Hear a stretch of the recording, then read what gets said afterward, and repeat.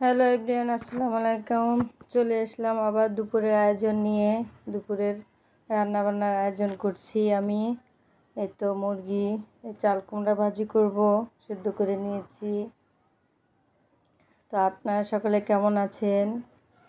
তো এই তো আমি দেশি মুরগি রান্না করব, পেঁয়াজটা বেরেস্তা করে নিচ্ছি। তো সব মশলাগুলো একসঙ্গে সুবিধার্থে নিয়ে নিচ্ছি। এখানে আদা রসুন পেস্ট। তো বন্ধুরা সকলে আপনারা কেমন আছেন? কার কার আমার ভিডিও দেখতে ভালো লাগে একটু লাইক কমেন্ট করে জানাবেন।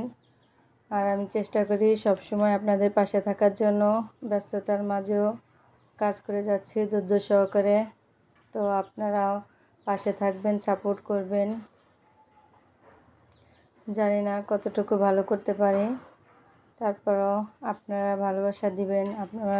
আপনাদের ভালোবাসা পেলে, উৎসাহ পেলে কাজের আগ্রহ আরও বেড়ে যাবে। একটু সাপোর্ট করবেন প্লিজ, যেহেতু নতুনভাবে কাজ করছি। সবাই তো জানেন ভালোবাসা দিলে ভালোবাসা পাওয়া যায়। তো এই তো আসছিল আমার আজ দুপুরের আয়োজন। আর অনেক সময় বাচ্চারা দেখা যায় মাছ খেতে চায় না, এর জন্য ওদের জন্য প্রায় মুরগিটা রান্না করে থাকি আর কি।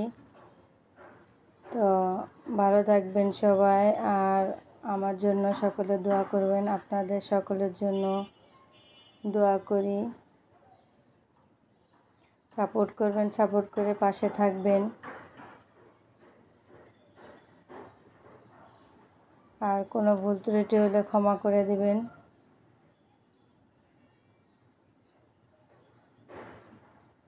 তো বন্ধুরা,